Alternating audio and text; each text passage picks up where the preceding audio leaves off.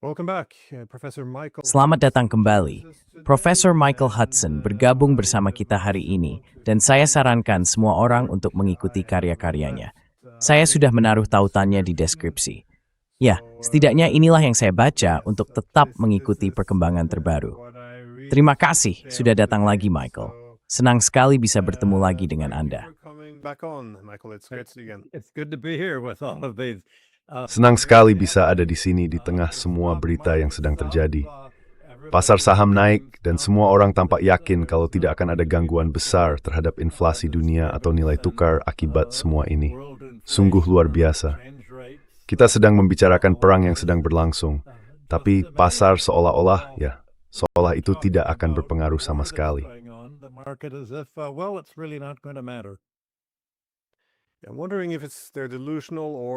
Saya jadi bertanya-tanya, apakah mereka itu delusional, atau ini bentuk manipulasi pasar, atau bagaimana cara menjelaskannya? Bagaimanapun, itu beberapa hal yang akan kita bahas hari ini. Karena yang sedang terjadi ini memang luar biasa. Setelah puluhan tahun globalisasi, yaitu integrasi pasar dan juga penumpukan utang besar yang tidak berkelanjutan, sekarang kita melihat bahwa format globalisasi yang berpusat pada Amerika Serikat, yaitu integrasi dunia yang diatur di sekitar AS, tampaknya sudah mencapai batasnya. Sistem ini berpusat pada pasar keuangan AS, dolar AS, dan jalur transportasi yang dikendalikan AS. Semua itu sekarang sedang dibongkar, baik lewat perang ekonomi maupun perang yang sesungguhnya.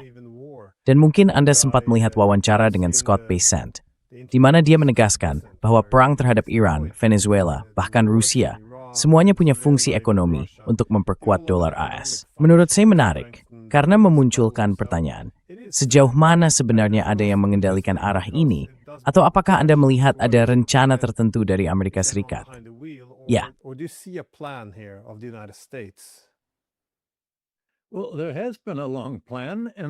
Sebenarnya, rencana ini sudah lama ada, dan memang mudah saja menyepelekan Trump dan bilang Trump sedang kalah perang dengan Iran. Seluruh nota kesepahaman itu pada dasarnya adalah bentuk penyerahan diri kepada Iran. Dan bisa dilihat seolah-olah tidak ada gunanya bagi Trump untuk terus terlibat makin dalam. Jadi anggapannya begini, karena dia membuat Amerika Serikat makin terjebak, berarti dia tidak punya rencana, karena jelas tidak berjalan sesuai harapan.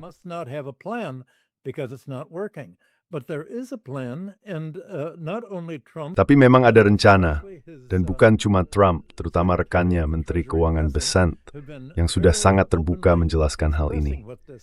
Trump sendiri sebenarnya sudah memaparkan rencana itu sejak masa pemerintahannya yang pertama, jauh di tahun 2018. Dia bilang tujuan utamanya adalah karena dia melihat pengeluaran militer Amerika di luar negeri, dalam upaya menegakkan tatanan dunia yang berpusat pada Amerika, lewat dolar dan pasar keuangan AS, sejak tahun 1950, justru menjadi penyebab utama defisit neraca pembayaran Amerika Serikat. Dan pengeluaran militer di luar negeri itulah yang akhirnya memaksa Amerika keluar dari standar emas pada tahun 1971. Nah, sejak tahun 71 sampai baru-baru ini, apa yang menggantikan emas? Amerika mengalirkan uangnya ke pasar luar negeri. Dan pasar luar negeri itu kemudian orang dalam base di tap-tap menegat. Recycling this to the United States. At first, local recipients of dollars. Awalnya penerima dolar di luar negeri seperti perusahaan, perekonomian, dan pemerintah akan menyerahkan dolar itu ke bank sentral mereka. Lalu, apa yang dilakukan bank sentral? Nah, seperti yang sudah pernah kita bahas dan juga saya jelaskan dalam buku saya, Super Imperialism, bank-bank sentral asing membeli surat utang pemerintah Amerika Serikat, obligasi, surat berharga, atau surat utang jangka pendek. Tapi dalam beberapa tahun terakhir, alih-alih dilakukan lewat mekanisme antar bank sentral, justru para investor swasta asing yang membeli saham dan obligasi Amerika. Semua uang itu akhirnya berputar kembali ke pasar saham Amerika, yang sebagian besar naik karena didorong oleh utang. Nah, semua cara untuk mempertahankan dominasi Amerika ini sekarang mulai dipertanyakan. Seperti yang dikatakan Trump, hal pertama negara itu menghentikan semua pengeluaran yang most di luar negeri. stop all of this military spending we're doing abroad. He talked about withdrawing his troops from NATO. Dia sudah bicara tentang menarik pasukannya dari NATO sejak masa pemerintahannya yang pertama. Dan dia juga menyoroti OPEC. Dia bilang kita menghabiskan banyak uang untuk membela Timur Tengah, Asia Barat, dan mereka seharusnya, dengan cara apapun, akhirnya membayar kita. Nah, tentu saja, itulah inti dari perjanjian petrodolar tahun 1974 sampai 75. OPEC boleh menetapkan harga minyaknya sesuka mereka, tapi pendapatan dari kawan diinvestasikan kembali di pasar keuangan Amerika Serikat, di saham dan obligasi. Semua itu memang berjalan. Tapi tetap saja 70-an Amerika Serikat telah kehilangan keuangan industrinya. In the interim, since the 1970s, has lost its industrial power. It's lost its creditor power of turning. Negara itu sudah kehilangan kekuatannya sebagai kreditor dan berubah menjadi negara debitur. Jadi dibutuhkan strategi baru. Tahun lalu, di akhir 2025, Amerika Serikat menjabarkan strategi itu. Intinya begini, kita tidak bisa lagi mempertahankan kendali atas ekonomi dunia lewat industri, bahkan lewat pasar keuangan kita sendiri. Kita harus membangun serangkaian monopoli supaya Amerika bisa menjadi ekonomi penyewa atau rentier economy. Ada 3 sektor yang ingin dikuasai oleh Amerika Serikat. Yang pertama, sektor minyak, yang sudah lama jadi fokus utama. Kita sudah pernah membahas itu sebelumnya. Amerika ingin mengendalikan perdagangan minyak supaya sekutunya tidak bisa berurusan dengan produsen minyak lain yang bisa mengganggu monopoli Amerika. Other producers of oil that would interfere with the U.S. monopoly. So while almost all the intention of Jadi sementara hampir semua perhatian dari acara-acara yang Anda lakukan dan yang muncul di media berfokus pada pertempuran melawan Iran dan upaya mengisolasi minyak Iran, terutama ekspor minyak Iran ke Tiongkok, sebenarnya ada serangan serupa dari Amerika Serikat yang mengebom kilang minyak dan gas Rusia lewat Ukraina. Amerika Serikat memberikan panduan dan rudal kepada Ukraina untuk menunjukkan dengan tepat di mana harus mengebom, supaya Rusia tidak menjadi pihak yang diuntungkan dari kenaikan harga minyak yang akan segera terjadi akibat penutupan Selat Hormuz, yang selama ini menampung sekitar 20% perdagangan minyak dunia. Dan sekarang, tambahan sekitar 5% lagi dari perdagangan minyak dunia juga terdampak karena pihak Yaman telah mengurangi fasilitas ekspor di pantai barat Arab Saudi. Jadi dunia sedang menghadapi lonjakan tajam harga minyak. So the world is facing a very sharp rise in U.S. Harga minyak. Oil prices. Pada dasarnya, Amerika Serikat ingin menjadi pihak yang diuntungkan dari situasi ini, terutama lewat ekspor gas alam, termasuk gas alam cair. Jadi, mereka ingin memastikan bahwa kenaikan harga minyak akibat perang di Asia Barat ini akan menguntungkan Amerika, bukan Rusia. Dan pada saat yang sama tetap berusaha menciongkok ikut menikmati keuntungan itu. Nah, yang dilakukan Trump, di awal tahun ini, dia berulang kali mengatakan bahwa yang benar-benar dia inginkan adalah membuat negara-negara Arab anggota OPEC membayar biaya militer Amerika di kawasan itu. Lalu tiba-tiba, Trump terinspirasi oleh langkah Iran yang ingin memberlakukan biaya lewat jalur pelayaran di Selat Hormuz, yang menurut perkiraan Iran bisa menghasilkan sekitar 40 miliar dolar per tahun. Akhirnya, Trump menekan untuk menaiki MEP 32 kepada negara-negara OPEC. OPEC countries for the costs of the military, he calls it defense or guardian angel. Dia menyebutnya sebagai pertahanan atau malaikat pelindung yang katanya melindungi negara-negara itu dari Iran dan siapapun yang menyerang. Dan dia bilang beberapa hari lalu akan ada pungutan di Selat Hormuz. Lupakan hukum internasional yang melarang pungutan di perairan internasional. Katanya pungutan itu akan ada dan yang akan mendapatkannya adalah kita, bukan Iran. Nah, segera setelah itu, Menteri Luar Negeri Rubio menanggapi, tunggu dulu. Kalau kamu bilang Amerika yang akan memungut biaya itu bukan Iran, berarti kamu justru membenarkan klaim Iran bahwa konvensi PBB tentang hukum laut sudah tidak berlaku. Aturan PBB menyatakan perairan internasional tidak boleh dikenai pungutan, kecuali sudah diatur sebelumnya oleh negara penandatangan perjanjian PBB. Contohnya Turki dengan akses ke Laut Hitam, Mesir dengan terusan Suez, dan terusan Panama. Egypt with its canal, the Panama Canal, unless they've grandfathered these in. Kecuali kalau mereka sudah punya aturan lama yang masih berlaku, perairan internasional itu nggak bisa dikenakan tol. Nah, Rubio bilang, kamu nggak bisa ngomong begitu. Kita nggak mau kehilangan apapun dalam hukum internasional yang masih bisa kita pakai untuk mencegah Iran memungut tol. Jadi Trump kemudian mundur, dan keesokan harinya, beberapa hari yang lalu, dia mengadakan konferensi pers dan bilang, baiklah, kita sudah buat kesepakatan baru dengan negara-negara Arab anggota OPEC.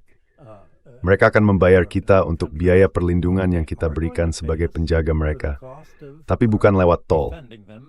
Mereka akan berinvestasi di Amerika Serikat, sama seperti dulu, setelah tahun 1975, ketika Arab Saudi dan negara-negara OPEC menanamkan pendapatan ekspor minyak mereka di sini. Invested their oil export earnings here. They're going to invest in U.S. industry as partners. Mereka akan berinvestasi di industri Amerika Serikat sebagai mitra. Dan hal ini sebenarnya sudah mulai terlihat. Misalnya Amazon telah melakukan investasi besar di Bahrain dalam bidang kecerdasan buatan, di mana ada pusat-pusat komputer raksasa yang menggunakan energi dalam jumlah besar. Nah, itu adalah unsur kedua yang ingin dimonopoli oleh Amerika Serikat. Selain mengendalikan perdagangan minyak, dan pada dasarnya mengambil kembali seluruh pendapatan ekspor minyak yang berputar ke ekonominya sendiri, Amerika Serikat juga ingin menguasai monopoli di bidang teknologi informasi, komputerisasi, dan internet. Computerization and the internet. This is why what has been Dan inilah sebabnya yang selama ini menstabilkan neraca pembayaran Amerika Serikat adalah investasi asing swasta dan investasi pemerintah dalam jumlah besar, termasuk dari Uni Emirat Arab, Arab Saudi, dan Bahrain yang menanamkan modalnya di 7 saham unggulan Amerika. Di bidang teknologi informasi, chip komputer juga di Amazon, Google, dan seluruh sektor internet serta media sosial seperti X dan Facebook, semuanya itu. Nah, masalahnya sekarang, nilai saham-saham itu mulai turun. Karena para analis menyadari, untuk mencapai lonjakan besar dalam pendapatan dan keuntungan monopoli yang diharapkan dari pembangunan pusat teknologi informasi raksasa, hal itu ternyata tidak bisa dilakukan di Amerika Serikat. Alasannya sederhana. Kita tidak punya cukup listrik dan kita juga tidak punya cukup air untuk mendinginkan sistem listrik dan chip yang menjadi otak dari semua kecerdasan buatan itu.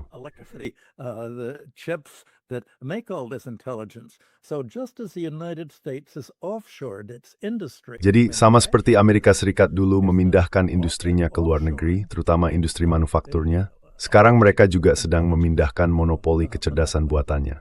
Kemana akan dipindahkan? Ya, ke negara-negara OPEC, terutama negara-negara Arab anggota OPEC. Itu sebabnya, seperti yang saya bilang, ada kerjasama antara Amazon dan Bahrain. Dan dalam 2 hari terakhir, Amerika Serikat juga membuat kesepakatan dengan Uni Emirat Arab. Intinya mereka bilang, kita bisa jadi mitra dalam investasi besar-besaran untuk membangun industri ini bersama. Industri teknologi informasi di wilayah kalian. Jadi kalian akan menyediakan, kalian bahkan tidak perlu mengekspor energi sama sekali. You won't have to export your energy at all. You'll provide your energy. Kalian akan menyediakan energi di dalam negeri untuk mendukung investasi besar Amerika di bidang teknologi informasi. Nah, beberapa hari yang lalu, Iran justru menargetkan serangan bom ke investasi Amazon di bidang teknologi informasi di Bahrain. Posisi Iran adalah apa strategi kita? Pertama, mereka ingin mengusir Amerika Serikat dari seluruh kawasan Asia Barat. Langkah pertama yang harus dilakukan adalah menyingkirkan pangkalan-pangkalan militer. Dan itu sudah selalu terhadap semua pangkalan militer, kecuali Israel. Iran telah mengebomnya, dan pihak Amerika Serikat sepakat. Kita mereka menarik pangkalan militer Chernobyl itu dari sana. We're going to withdraw our military bases there. We can't afford them anymore, mainly because we can't protect. Kita sudah nggak bisa menanggung mereka lagi, terutama karena kita nggak bisa melindungi mereka dari rudal Iran yang sudah terbukti bisa menembus pertahanan kita kapanpun mereka mau. Dan Iran baru saja, dalam 3 hari terakhir, mengebom sisa-sisa pangkalan militer Amerika. Tapi kemudian Iran bilang, kalau mereka mau mengusir Amerika Serikat dari Asia Barat, itu nggak bisa cuma soal pangkalan militer. Mereka harus mengakhiri seluruh hubungan ekonomi dan keuangan yang saling bergantung antara Amerika Serikat dan kerajaan-kerajaan lokal di sana. Dan di bawah hubungan ini, di mana hasil ekspor minyak mereka diinvestasikan ke saham, obligasi, dan kemitraan dengan industri kecerdasan buatan Amerika, hati mereka akan tetap mengikuti kemana uang itu mengalir. Their hearts are going to follow where the money is. We've got to prevent this economic symbiosis. Kita harus mencegah terjadinya simbiosis ekonomi ini. Jadi tidak akan ada keterkaitan sama sekali antara ekonomi Amerika Serikat dan ekonomi-ekonomi ini, supaya kita bisa membebaskan kawasan itu dari pengaruh Amerika Serikat. Nah, artinya pengeboman itu akan mencegah semua hal tersebut. Inilah sebenarnya inti dari perang ini. Dan perang itu digambarkan sebagai perang eksistensial dari pihak Iran. Karena Amerika Serikat ingin melakukan terhadap Iran hal yang sama seperti yang pernah dilakukan terhadap Meksiko. Mereka ingin perang yang cepat, seperti yang terjadi di Venezuela. Presiden diculik, lalu terjadi pergantian rezim yang setuju menyerahkan minyaknya kepada Amerika Serikat. Agrees to turn over its oil to the United States. All of Venezuela's oil export revenues is put into Seluruh pendapatan ekspor minyak Venezuela dimasukkan ke dalam rekening bank di Amerika Serikat yang dikelola oleh Departemen Keuangan AS. Nah, beberapa bulan lalu, Menteri Keuangan Besant mengatakan, kita melakukan hal yang sama di Iran setelah kita mengalahkannya. Dan tepat sebelum nota kesepahaman tanggal 17 Juni ditandatangani, Hegseth menyatakan, yang akan kita lakukan adalah menaklukkan Iran, mengganti rezimnya, dan menempat seluruh pendapatan minyak Iran ke dalam rekening Departemen Keuangan. Dan dana di rekening itu harus di Amerika Serikat untuk membeli ekspor dan barang-barang dari AS.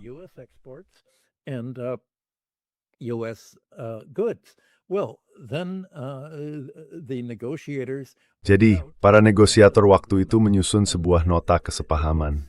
Dan kelihatannya Iran baru saja menarik diri dari perjanjian itu beberapa hari yang lalu. Alasannya karena akhirnya jelas bahwa Amerika Serikat sama sekali tidak berniat untuk benar-benar memenuhi isi perjanjian tersebut. Salah satu poin pentingnya adalah perjanjian itu baru bisa dijalankan kalau ada pembayaran, setidaknya sebagian kecil. Sekitar 12 miliar dolar dari 100 miliar dolar simpanan Iran yang oleh Amerika Serikat diminta kepada sekutunya, terutama di Uni Emirat Arab dan negara-negara OPEC Arab untuk disita. Nah, Hegseth bilang dia sudah bekerja sama dengan pihak Emirat untuk memastikan agar mereka tidak memberikan 1 sen pun. Akibatnya, Uni Emirat Arab, Bahrain, dan beberapa negara lain menyatakan mereka tidak akan mengembalikan uang 12 miliar dolar itu. Apalagi 100 miliar dolar.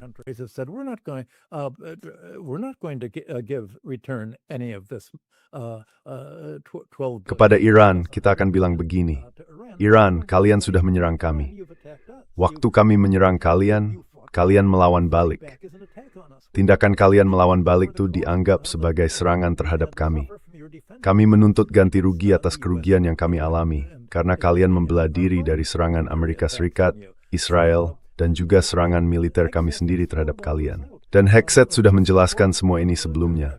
Tepatnya pada 11 Juli, saat para negosiator menyusun perjanjian yang akhirnya ditandatangani pada tanggal 17.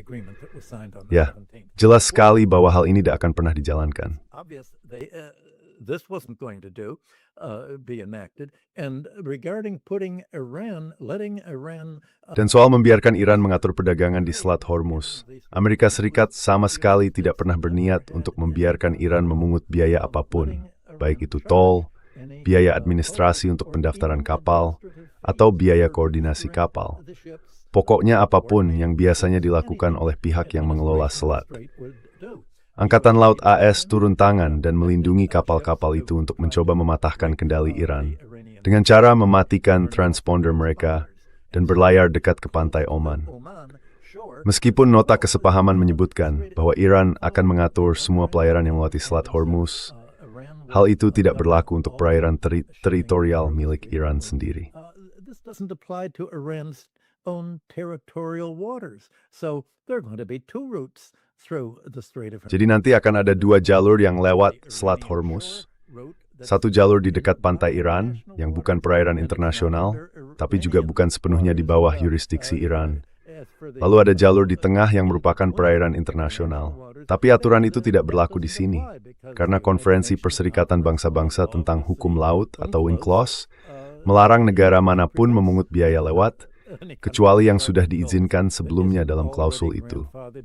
Iran bilang mereka tidak pernah menandatangani perjanjian itu. Mungkin Iran memang tidak, tapi kami juga tidak. Dan Iran sedang berada dalam keadaan perang dengan kami. Lagi pula, hukum laut yang melarang pemungutan biaya itu tidak berarti kami atau negara lain tidak boleh membela diri kalau sedang dalam keadaan perang.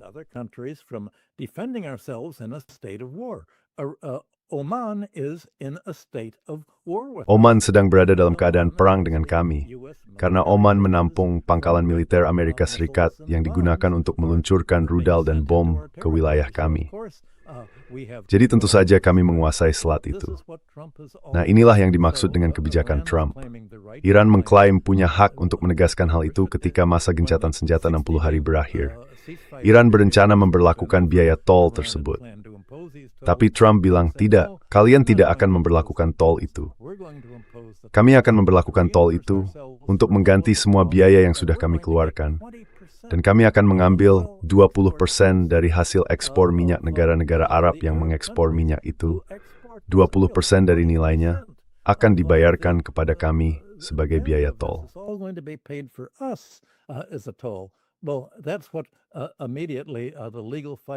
Nah, itulah yang langsung jadi inti dari pertarungan hukumnya. Di situ hilanglah hukum laut internasional. Hilang juga nota kesepahaman yang sudah disepakati. Jadi kalau kita lihat ketika itu memang tujuan Trump bisa dibilang dia menyerang Iran bukan semata karena dia terjebak dalam keyakinannya bahwa kita bisa menghancurkan militer Iran, menghancurkan pertahanannya, menghancurkan rudalnya, menyerang warga sipil, rumah sakit, dan sekolah, lalu membuat rakyatnya begitu putus asa, sampai mereka menerima rezim Amerika supaya kita berhenti membuat mereka menderita. Semua itu cuma ilusi.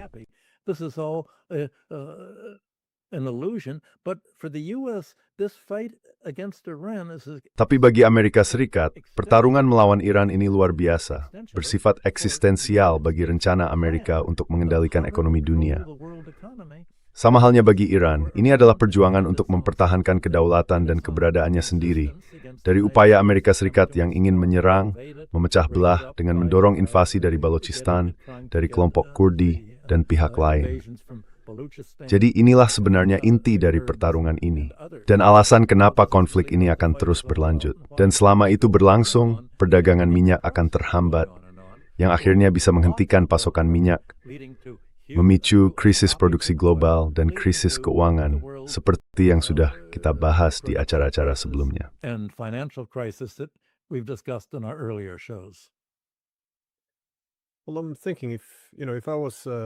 Kalau saya bayangkan sedang berada di Washington dan diminta memberi saran kepada Trump tentang cara memulihkan dominasi geoekonomi Amerika Serikat, mungkin saya akan menyarankan hal yang kurang lebih sama dengan yang mereka lakukan sekarang, yaitu agar Amerika membangkitkan kembali dominasinya di bidang teknologi, menguasai jalur transportasi internasional, terutama jalur maritim, dan yang ketiga, memulihkan dominasi keuangan Amerika lewat mata uangnya.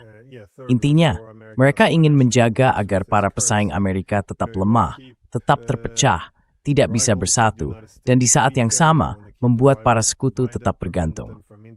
Kalau memang ingin menemukan formula baru untuk mempertahankan dominasi Amerika, jalur seperti itu tampaknya cukup efektif saat ini. Seperti yang Anda bilang, mereka memang sering mengeluarkan pernyataan yang mendukung logika semacam itu.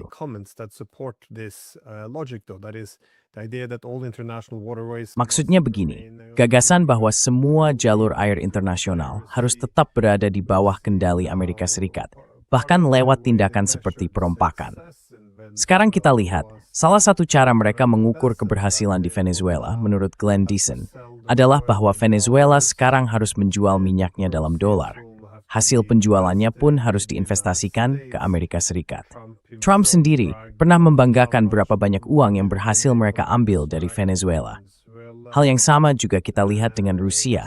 Bagaimana ada komentar tentang membakar kilang minyak Rusia lewat proksi mereka di Ukraina.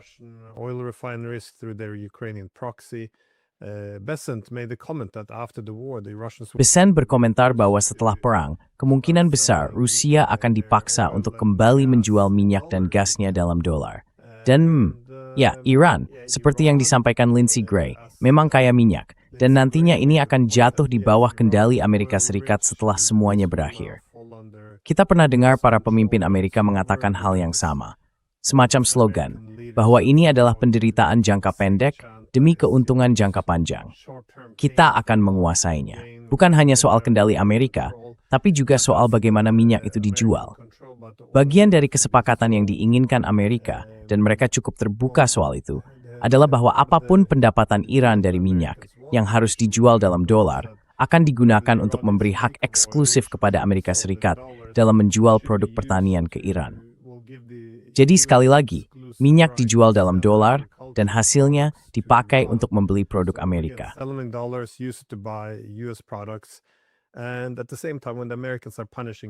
Dan pada saat yang sama, ketika Amerika menghukum Iran, mereka juga membakar semua jembatan dan infrastruktur yang digunakan untuk menghubungkan daratan Eurasia, yang merupakan bagian dari inisiatif Sabuk dan Jalan.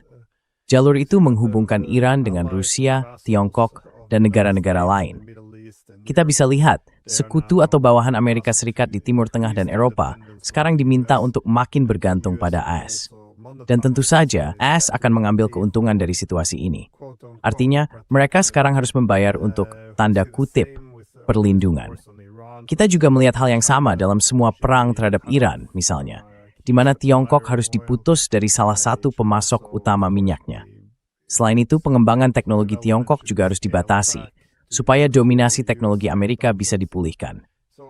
Jadi saya paham arah yang mereka tuju.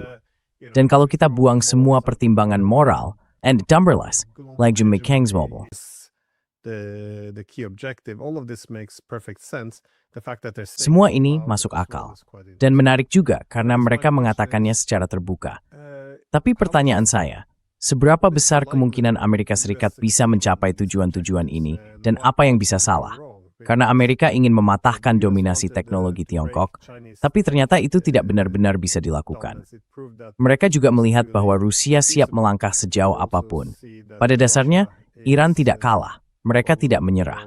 Paling tapi yung sinamfikim na Amerika. Nanamsang ang debut, Iran set mithen chugan perpdat imrovkat pa infimert di ito. Data centers of the United States in the Middle East, they're willing to knock out. I think they took out the diesel. Mereka bersedia menghancurkan. Saya rasa mereka sudah menargetkan pabrik desalinasi di Kuwait, yang artinya mereka benar-benar bisa membuat negara itu berhenti ada. Mereka siap naik ke tingkat eskalasi itu, karena bagi mereka ini soal menang atau kalah total. Jadi, pertanyaan saya, sejauh mana Anda melihat Amerika Serikat mampu mengendalikan dampak ekonomi dari konflik-konflik ini? Maksud saya, baik itu perang ekonomi maupun perang yang sebenarnya melawan Tiongkok, Rusia, atau Iran. Karena banyak hal bisa salah, dan di saat yang sama, ekonomi Amerika juga tidak sedang baik-baik saja. Memang pasar saham sedang naik, dan kalau itu satu-satunya ukuran kesehatan ekonomi, ya luar biasa, Amerika seolah bangkit lagi. Tapi kita tahu, banyak hal bisa melenceng di sini. Many things can go wrong here. Well, you're right to have mentioned transportation. Ya, benar sekali. Kamu menyinggung soal transportasi. Dan untuk menjawab pertanyaanmu, agar Amerika Serikat bisa menguasai perdagangan minyak dunia dan mengambil keuntungannya sendiri, juga perdagangan teknologi komputer berbasis kecerdasan buatan, Amerika memang perlu mengendalikan pengiriman dan transportasi internasional.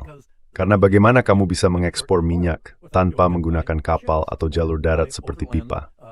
Nah, pertarungan pertama yang dipilih Trump dengan Eropa dan sebagai sepihak utama Amerika, bukan musuh tapi dalam tomat itu sekolah dari Eropa, kemudian sendiri, termasuk Eropa, Jepang, dan sekutu-sekutu lainnya.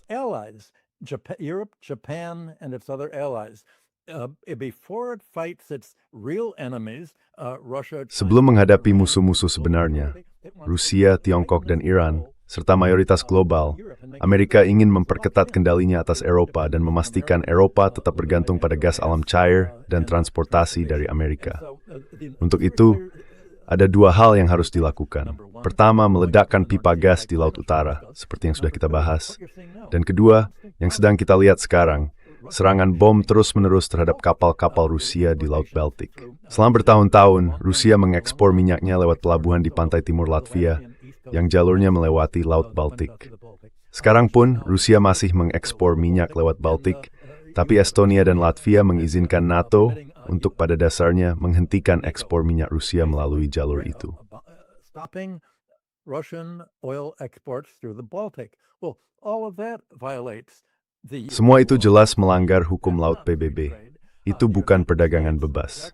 Tujuan Amerika Serikat sekarang adalah begini. Pada tahun 1945, kami mendukung perdagangan bebas karena kami yang diuntungkan. Ketika Inggris mempromosikan perdagangan bebas di abad ke-19, itu disebut imperialisme perdagangan bebas. Nah, itulah yang dilakukan Amerika setelah tahun 45. Tapi sekarang, kami tidak lagi mendukung perdagangan bebas.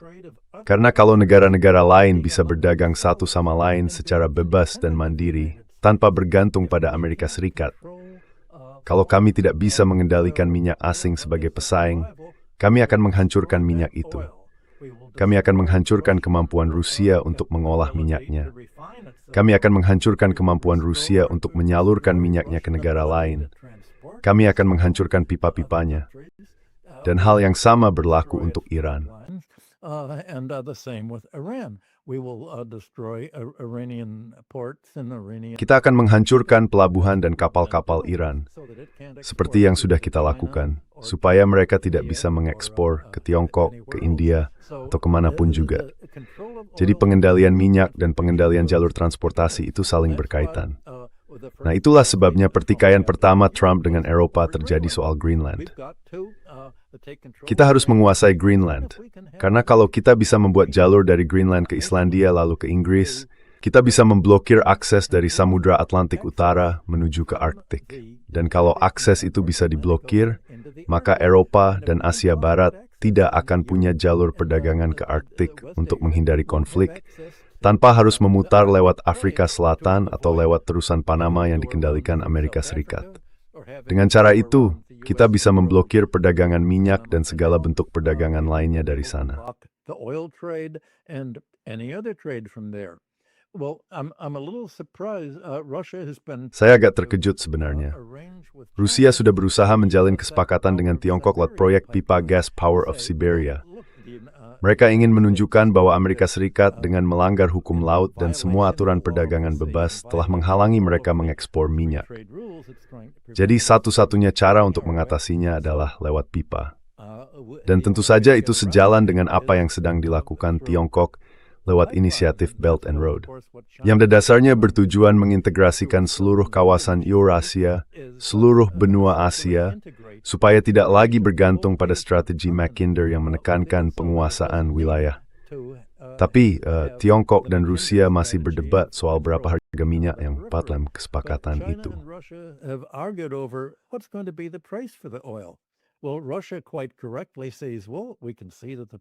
Nah, Rusia dengan cukup tepat mengatakan begini, kami bisa melihat harga minyak akan naik, karena sekarang tampaknya Amerika Serikat sedang memancing Iran dan negara-negara Arab untuk saling menghancurkan produksi minyak mereka.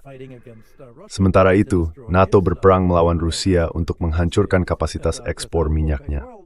Tanpa minyak dari OPEC akan terjadi kekurangan minyak yang besar, dan Amerika Serikat akan mengisi kekosongan itu. Pada dasarnya dengan mengirimkan gas ke negara-negara yang membutuhkan energi tersebut. Inilah alasan kenapa Trump menentang sumber energi alternatif seperti tenaga angin dan tenaga surya yang saat ini dikuasai oleh Tiongkok. Jadi, di situ letak kaitannya dengan sektor transportasi. Sekarang menjawab pertanyaan Anda, bagaimana hal ini bisa berhasil? Ya, satu-satunya cara adalah mari kita mulai dari upaya Amerika melawan Eropa untuk menundukkan sekutu-sekutunya. Yavris Palajan Jepang, ditithemawar Gwerikskdal. Europe and Japan to the United States. The whole assumption, the material. Seluruh asumsi dari pendekatan materialis terhadap sejarah adalah bahwa negara-negara akan bertindak berdasarkan kepentingan ekonomi mereka sendiri. Tapi, Eropa tidak bertindak sesuai kepentingan ekonominya. Kalau mengikuti kepentingan itu, seharusnya mereka mencari energi murah untuk menggerakkan industrinya, dan menghindari deindustrialisasi seperti yang sekarang terjadi di Jerman dan negara-negara NATO lainnya. Mereka tidak mampu menanggung harga minyak yang tinggi.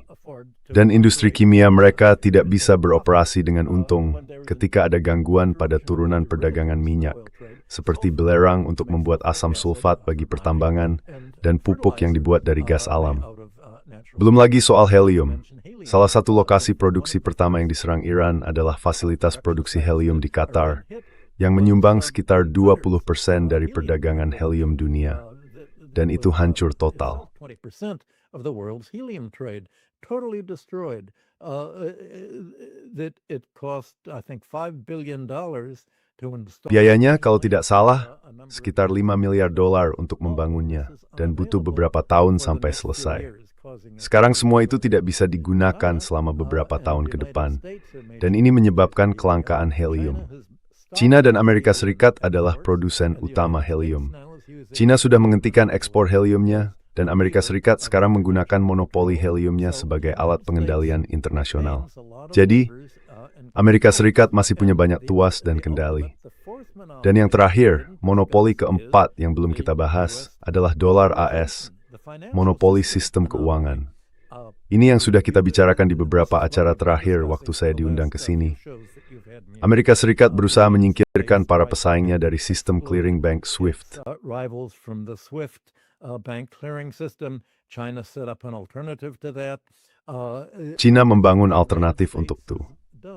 Semua yang dilakukan Amerika Serikat dengan memberlakukan sanksi keuangan terhadap negara lain pada dasarnya adalah upaya untuk mengatakan, kami bisa memutus aliran pembayaran keuangan kalian.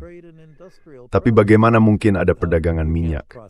Bagaimana bisa ada perdagangan produk industri kalau pembayarannya tidak bisa diproses? Perdagangan itu bukan cuma soal mengirim barang, tapi juga soal memindahkan pembayaran uangnya. Dan sistem itu pun kami kendalikan. Seluruh strategi Amerika sekarang bukan lagi strategi saling menguntungkan antara mereka dan dunia. Fokusnya adalah pada titik-titik kendali apa yang bisa mereka gunakan untuk menguasai ekonomi global. Apakah negara lain bisa mendapatkan minyak dan energi untuk menjalankan pabrik, menyalakan rumah, serta memasok industri kimia, pupuk, teknologi informasi dan pangan mereka. Information technology and the grain. Well, to answer your Baik, question, untuk menjawab pertanyaan Anda, strategi Amerika hanya bisa berhasil selama Amerika Serikat mampu mengendalikan titik-titik penting di seluruh dunia. Itu bisa dilakukan misalnya dengan memberlakukan sanksi yang membuat negara lain tidak punya cara alternatif untuk mandiri. Tapi sekarang, banyak negara sedang mengembangkan alternatif mereka sendiri terhadap sanksi itu. Misalnya sistem pembayaran yang sedang dikembangkan Tiongkok, produksi minyak seperti yang Rusia dan Iran, jalur transportasi seperti rute Arktik, serta kemampuan Rusia untuk melawan serangan militer NATO terhadap pengiriman mereka di Laut Baltik dan wilayah lain. Termasuk juga serangan Amerika terhadap kapal-kapal di Samudra Hindia yang sudah berlangsung selama ini. On shipping through the Indian Ocean that it's been doing. So the answer to whether the U.S. can maintain its Jawaban atas pertanyaan apakah Amerika Serikat bisa mempertahankan kendalinya dan bentuk imperialisme barunya yang hampir seperti neokolonialisme tergantung pada kemampuannya menciptakan situasi menang kalah di perdagangan dunia. Mereka pada dasarnya berkata, kalau kamu mau minyak, kamu harus bayar dengan harga monopoli kami. Dan keuntungan yang didapat para produsen minyak itu akan diinvestasikan di Amerika Serikat atau dibelanjakan untuk membeli ekspor dari Amerika. Untuk pengiriman, kamu harus tunduk pada izin Amerika untuk memakai pelabuhan atau jalur yang mereka kendalikan. Jalur yang bisa mereka tutup kalau kamu tidak berada di bawah kendali mereka dalam hal teknologi informasi, di mana mereka sudah memberlakukan sanksi. Nah, baru kemarin, Amerika Serikat mencabut sanksi atas ekspor chip komputer paling canggih ke Uni Emirat Arab. computer chips to the Emirates, and it's done that so that the Emirates can Dan semua itu dilakukan supaya Uni Emirat Arab bisa berinvestasi dengan Amerika Serikat. create these Nilainya puluhan miliar dolar untuk membangun pusat transfer chip komputer baru, seperti yang dulu diharapkan dari pusat investasi cloud Amazon di Bahrain.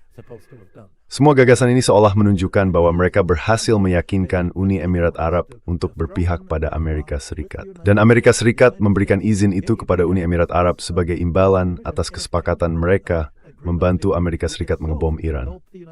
Nah, semua ini, keberhasilan kebijakan Amerika Serikat, bergantung pada seberapa lama Timur Tengah Arab bisa terus diperintah oleh monarki setengah feodal yang bobrok ini.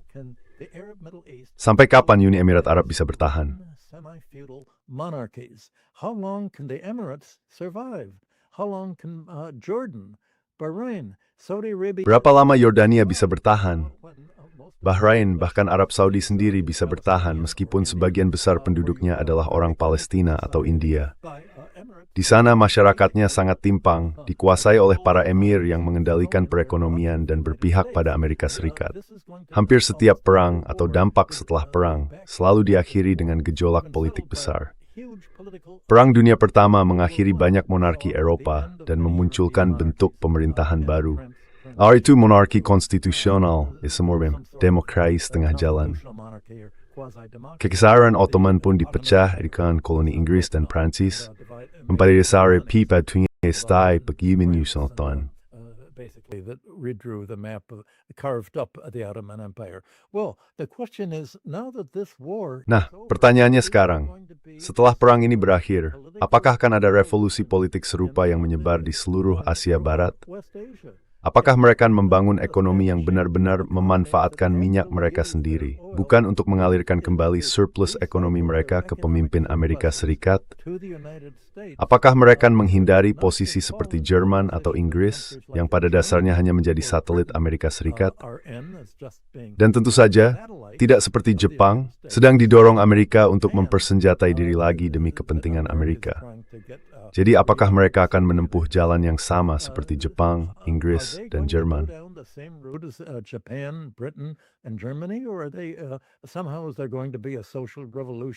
Atau mungkin akan terjadi revolusi sosial di sana, seperti yang dulu ditakutkan Amerika setelah Perang Dunia Kedua? Apakah akhirnya kita akan melihat pembagian wilayah seperti setelah Perang Dunia Pertama, dengan rencana Sykes yang menggambar ulang batas-batas dan menempatkan raja-raja lokal yang didukung Inggris dan Prancis? Apakah akhirnya kita akan melihat mereka masuk ke era modern yang lebih progresif? Itu bagian dari pertanyaannya. Apakah rencana Amerika Serikat bisa menghentikan kemajuan?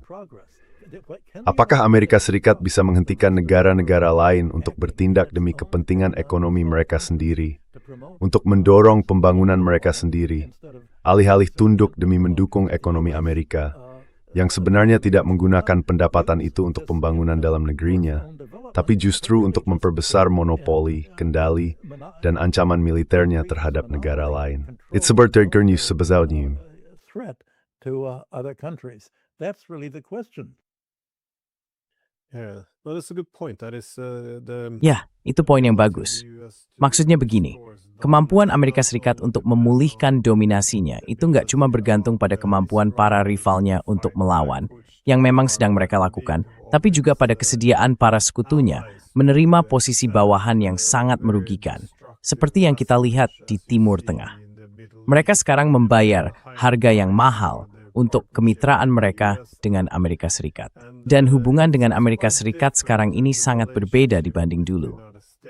Setelah Perang Dunia Kedua, Kekaisaran Perdagangan Bebas Amerika Serikat, ya misalnya, negara-negara Eropa sepenuhnya berada di bawah kendali Amerika. Tapi setidaknya waktu itu masih ada manfaatnya. Amerika Serikat dianggap sebagai hegemon yang cukup baik hati.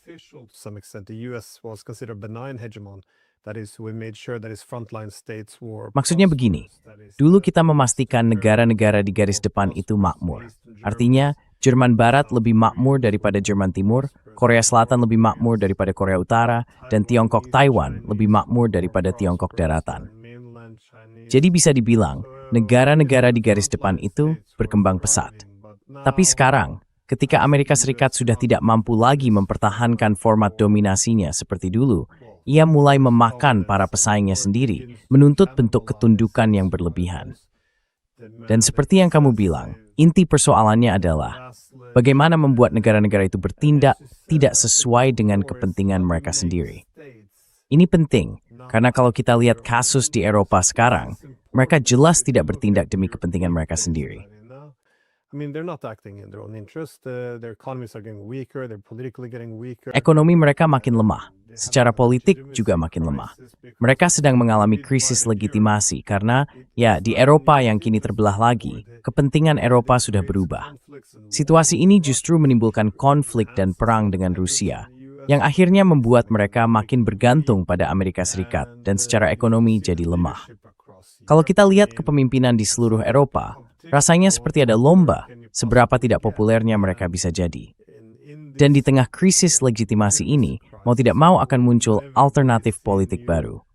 Contoh yang jelas adalah Jerman, dengan AfD yang tumbuh dari hampir tidak ada menjadi partai paling populer. Growing out of nothing to becoming the most popular party. Well, what are they saying? They're saying we should act in our interest. Jadi, apa yang mereka katakan?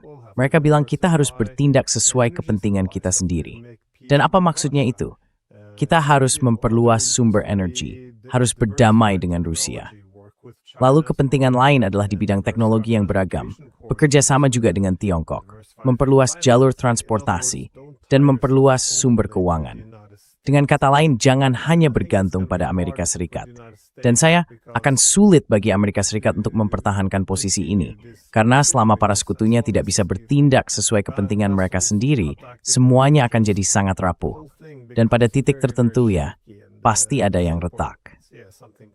Baiklah Michael, terima kasih banyak sudah meluangkan waktu. Thank you so much for taking the time. Well, I want to say one Do you have thing. any final thoughts? We still have a little bit of time. You Kita masih punya sedikit waktu. Tadi Anda menyebut soal perang dengan Rusia. Nah, itu sebenarnya inti persoalannya.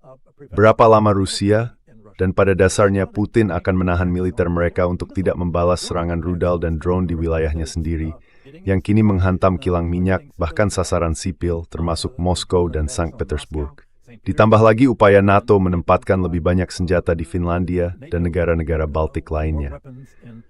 Pertanyaannya, sampai kapan Rusia akan menahan diri untuk tidak melakukan apa yang sudah diancam Putin, yaitu membalas dengan mengebom pabrik-pabrik yang memproduksi rudal yang menyerang mereka, pabrik-pabrik di Jerman, Prancis, atau Inggris yang memasok rudal itu. Pada titik tertentu, Rusia kini mulai menyadari bahwa mereka sebenarnya tidak sedang berperang melawan Ukraina. Ukraina hanyalah arena dari pertempuran ini. Ukraine is the arena for this fighting. The fight is with NATO. And Ukraine just doesn't. Pertarungannya sebenarnya dengan NATO. Ukraina sudah tidak terlalu penting lagi. Pasukan Rusia bergerak ke arah barat di wilayah Ukraina. Mereka bergerak untuk mengambil alih Odessa. Mereka memblokir akses Ukraina ke Odessa dan juga untuk mengekspor gandum, minyak bunga matahari, serta bahan-bahan lainnya. Tapi hal itu tidak menghentikan negara-negara NATO mengirimkan rudal dari wilayah Ukraina ke Rusia. Musuhnya sekarang sebenarnya bukan lagi Ukraina. Musuhnya adalah Jerman, Prancis, dan Inggris yang bertindak sebagai satelit dalam menyerang Rusia dan membiarkan rencana Amerika, saya kira di Wiesbaden dan beberapa kota lainnya, mengarahkan rudal yang menghantam Rusia. The Ukrainian missiles that are hitting Russia. Well, I think the fact that they're doing that is one. Menurut saya, fakta bahwa mereka melakukan itu adalah salah satu alasan kenapa Rusia merespons dengan cara saling balas. Mereka bilang, baiklah, kami akan membantu Iran kalau memang dibutuhkan dengan panduan satelit untuk bom-bomnya agar bisa melawan kalian. Jadi, inilah bentuk eskalasi yang sedang terjadi. Dan kalau eskalasi ini benar-benar bersifat eksistensial bagi kedua pihak, maka ini akan terus berlanjut dan semakin merusak. Dampak ikutannya akan terasa di ekonomi dunia, ekonomi Asia, Afrika, dan negara-negara di selatan, global yang tidak akan mendapatkan pupuk. Akibatnya, hasil panen mereka turun, kemampuan mereka untuk memberi makan rakyatnya berkurang, dan pada akhirnya mereka akan terancam kelaparan. Tahun 2026 ini akan menjadi tahun yang sangat bersejarah bagi dunia, saat semua dinamika yang kita bicarakan selama ini bertemu dan memuncak.